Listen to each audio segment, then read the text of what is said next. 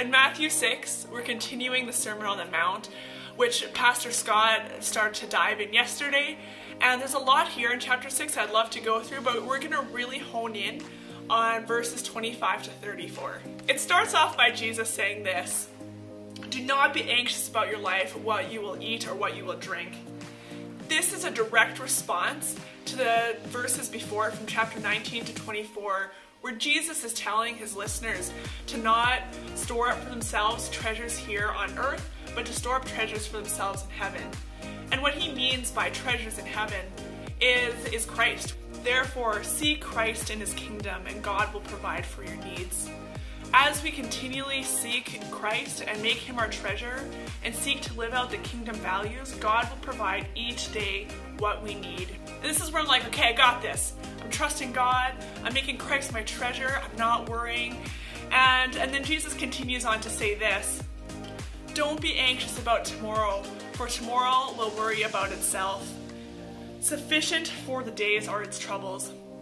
And suddenly I'm like, oh shoot, is every day going to have its own worries? Am I going to feel anxious every day? It doesn't seem very helpful or encouraging until we remember that God is in every day. We don't have to worry about being consumed by worry for tomorrow, because God's got us today, God's got us tomorrow.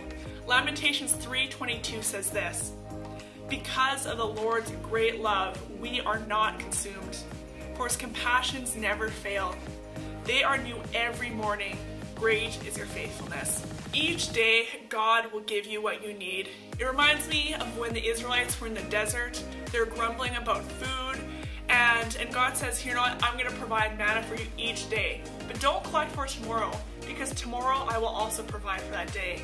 But the Israelites didn't trust God, and they collected manna for the next day, and they started hoarding it, and it actually just went bad. And sometimes we are like the Israelites. We don't trust God for what he has tomorrow, and we try to collect his compassions that are meant for tomorrow today. If you find yourself consumed by worry or you have lots of fears, I'd encourage you to write those down on a piece of paper and give them over to God. Sometimes we just need to get them out of our head because they go in circles, and just put them down and surrender our fears and our worries to God.